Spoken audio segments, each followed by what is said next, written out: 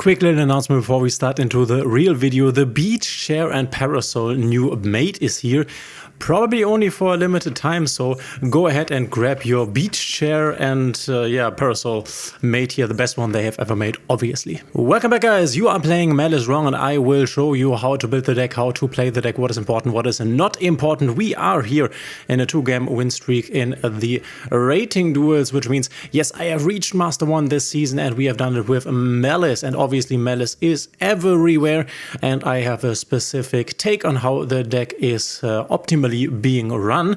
And this one you can see right here. There were a few different builds that I have tried out, and I will explain to you why I think this is the best version that you can play right now. Obviously everybody and his or her mother are on Maliss, so there are some specific cards that I am going to play right here.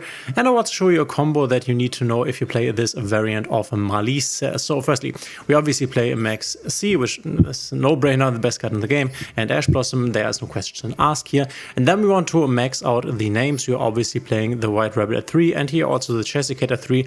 Obviously you could go ahead and play Chessy Cat at 2 if you wanted, but if you are playing the Allure package, which I still am, but with less allures, then you definitely want, I think, 3 Chessy Cats. Also, if you have Bestials as extenders, which I added on later on in this build, and then you also want Chessy at 3 because she's just that great. We have Dormos at 3.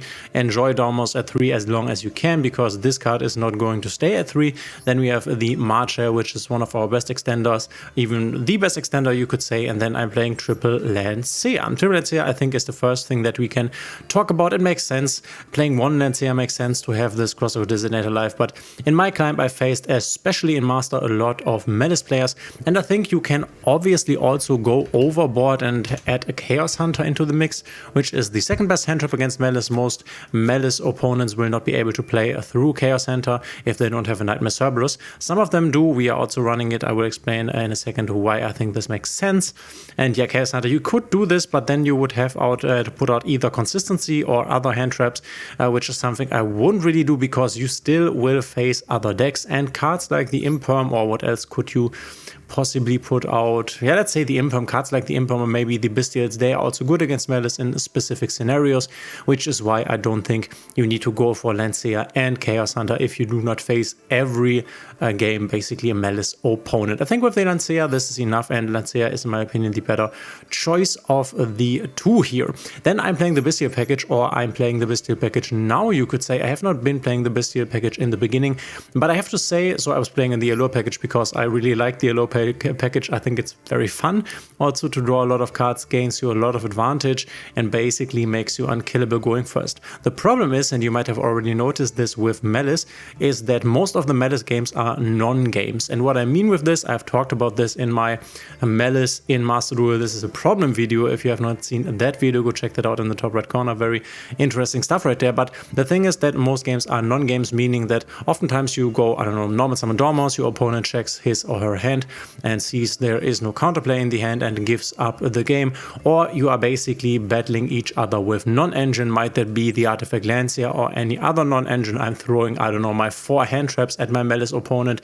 He still plays through and makes, I don't know, Red Ransom, continues the combo from there, and I just give up the game without ever really having the ability to play on my turn. And if you have tried that, it is not very likely that you will break an established Maliss board. An established Maliss board would mean that you have not interrupted your opponent. You might then have 5 hand cards still in the hand, but normally it is not enough. You might be able to break the board, but you will not really be able to kill your Maliss opponent, and therefore he will have so many follow-up cards in the hand. The Maliss stuff is in the graveyard, can return by banishment via the White Binder, for example, or having a Marcher in the hand. With normally you have, if you have gone through your entire combo, then you have a lot of follow-up in your hand. So it's never really the case that Maliss builds the entire board and you break it. This happened to me a few times, but not really ever. And especially if you are playing Maliss yourself, you will notice that it's really hard to break a Maliss board with Maliss. I think if you want to break a Maliss board, you would need something like a really crazy 10-pie hand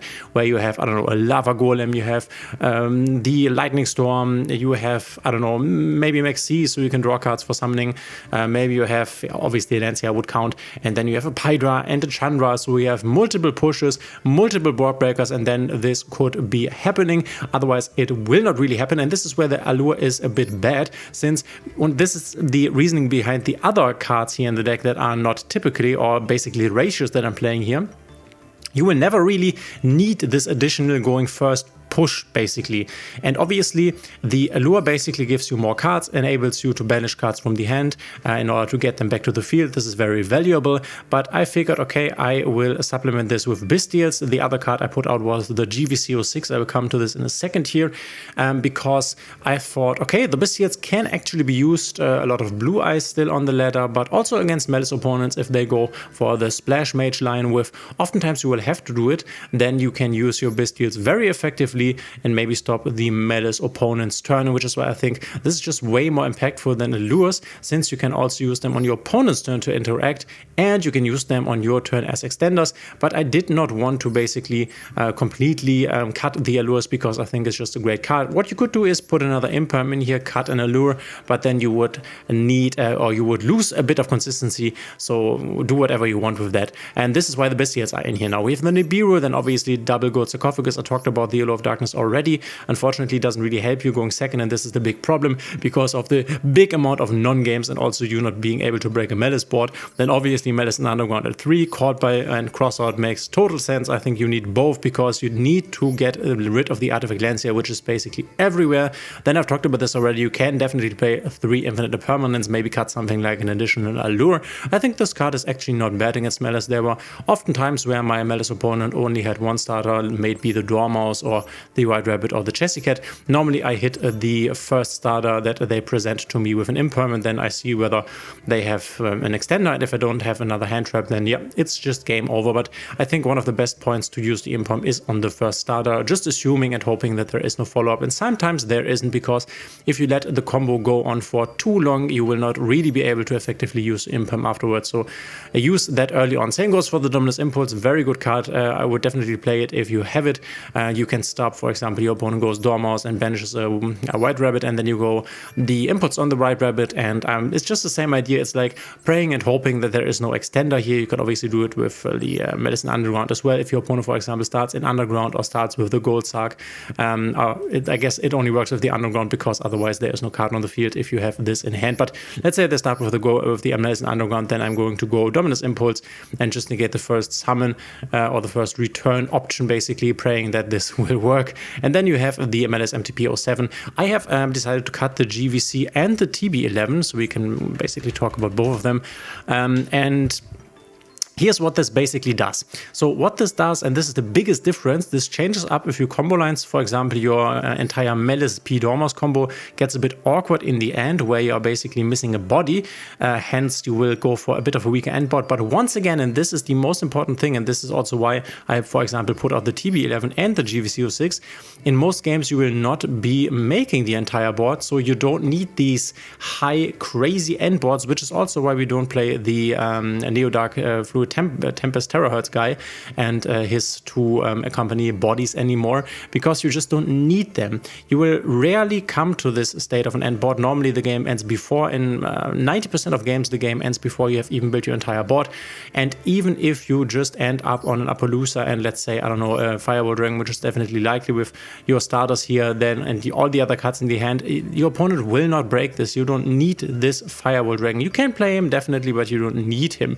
And this is where you also don't need these cards. They are bricks. Both of them are bricks. They can obviously extend your combo, especially the TB11 together with any other Maliss body. But the main combo that this changes is the White Rabbit combo. And I will show you the White Rabbit combo with the MTP07. This definitely makes the combo a bit worse, but you will still end up on a field, if uninterrupted, that your opponent in 90% of games will not break. And in the other 90% of games, he will just scoop directly. This is where you don't need these cards because they give you a better upside, and in some combo lines they are a bit safer, but you will never really need them because you don't make the entire combo. And this is why I just would like to have more hand traps to stop my opponent and then maybe just win the game from there, or to have it more likely that I have starters. So I want more consistency, I want more ability to break my opponent or to stop my opponent, and this is where I don't play the bricks. Then we come to the extra deck, and because we don't play the Firewall Dragon Tempest Terahertz guy, we also don't need to play either the pack bit or, for example, the Mariologic Aggregator, as well as the Cybers Desave Worm. This gives us the opportunity, and I think this is very important, to play a few cool cards. Firstly, the Nightmare Cerberus. This, if you're wondering, you are using to counter an opponent's Chaos Hunter. So if your opponent summons the Chaos Hunter, then your deck isn't really able to break this. You can break this with Bestial if you chain the Bestial. Bestial can crash into the Chaos Hunter, but obviously if it's your first turn, then you can't, because you got attack.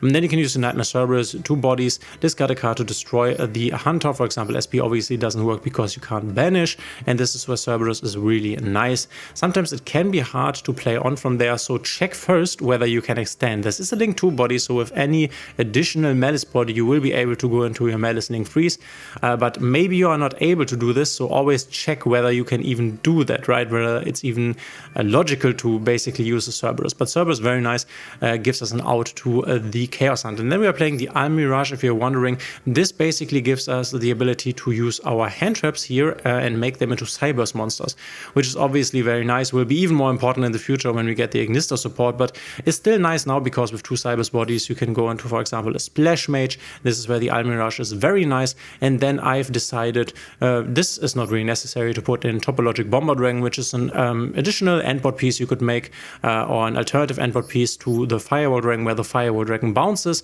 and the Topological Bomber Dragon, basically when you summon something under his zones, he's in the extra monster zone, and you summon something under his zones, then you can blow up the entire main monster zones, yours and the opponent's. So this is very nice in a Malice Mirror, for example, if your opponent has 2 bodies and wants to go into the Splash Mage, or already has gone into the Splash Mage, revives the Dormouse to go into the Link Freeze, then you blow up the entire board, and from there on it's pretty hard for your Malice opponent to establish even more bodies, which is where the Topological Bomber Dragon is quite nice. So this is what I'm playing right now. It's a full consistency, it's full stopping the opponent, and it's cutting all the unnecessary cards that were in this deck before. I think this is kind of optimal. And now I will show you the White Rabbit MTP, pretty hard with these letters basically, the White Rabbit MTP 07 combo. Alright guys, here for the White Rabbit combo, we are doing it Master Duel. By the way, MD3 Pro is MD3 Pro is the software I'm using. Normally, a lot of people are always asking. So you go White Rabbit, set the MTP07, then you go MTP07 banish the rabbit to grab to your hand, because we have normal summoned already. We need to grab our March Hari, so we get March Hari here. And obviously, in this what I talked about, the combo is better with the TB11, is also safer. It is a bit less good if you do it like this. You go Linguribo here. This is to get the Malice White Rabbit back into the graveyard. You could also not do this and banish the MTP07, but I wouldn't really say this is a good option, because you don't want this banish. You want to reset it or be able to reset it. Then we banish this White Rabbit from the graveyard here, ignore the other hand cards obviously, and this is where we need to go through the Splash Mage line. So yeah, if for example you only have the White Rabbit and no extenders, which in this hand for example we had extenders, then it can be quite difficult if this is met with one hand trap. Then we go into the March here, we go into the Red Ransom obviously.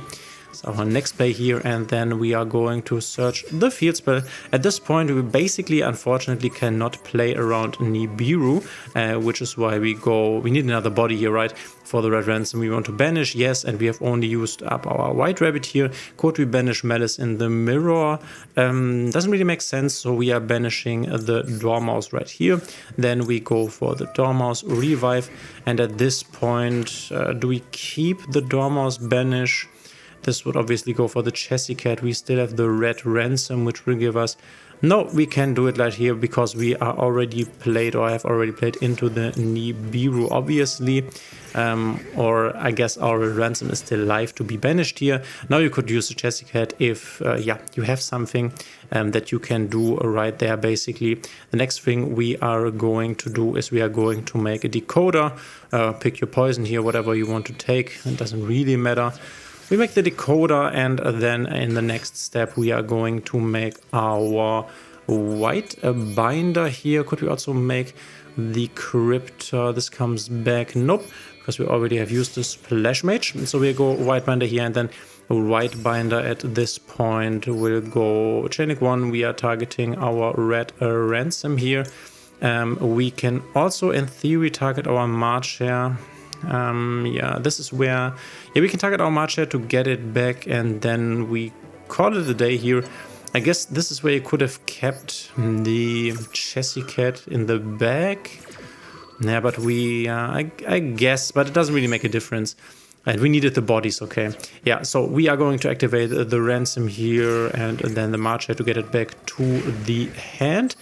Then with the red ransom, March comes back to the hand.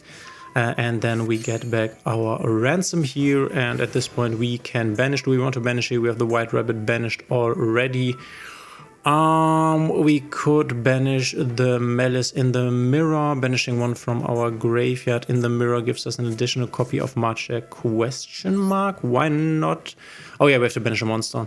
But yeah, you can go ahead and banish whatever else, something that you can basically shuffle back with the Cryptor. So it's not bad to have like Maliss bodies in the banishment, just to have stuff that you can shuffle back. Obviously we want to go ahead, use the white binder right here, reset the MTP 07, and at this point there are two different things you could do here.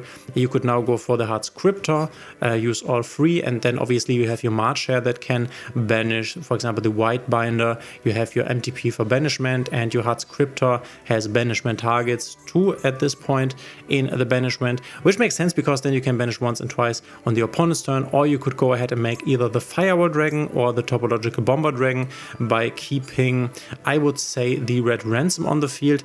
I would suggest that at this point you go Firewall Dragon and put the Firewall Dragon here in the middle zone, so that you can, with the March Hare banishment, revive the white binder in this zone, and then you would have double bounce. Or you go for the Topological Bomber Dragon, giving you the ability to clear the entire board. At this point I would go for the Heart's Cryptor because I think this is the best line. At this point, obviously, once again, if you would have the Firewall Dragon, Tempest, Terahertz thingy, then you could also summon him. But once again, this is a board that your opponent will normally not be breaking, and this is what we basically end up on with our white rabbit combo. Let me know in the comments what you think of this new deck that I showed you, and let me know what your experience is at the moment on the ladder. I'm very interested. Thanks for being here, and we will see each other in the next one.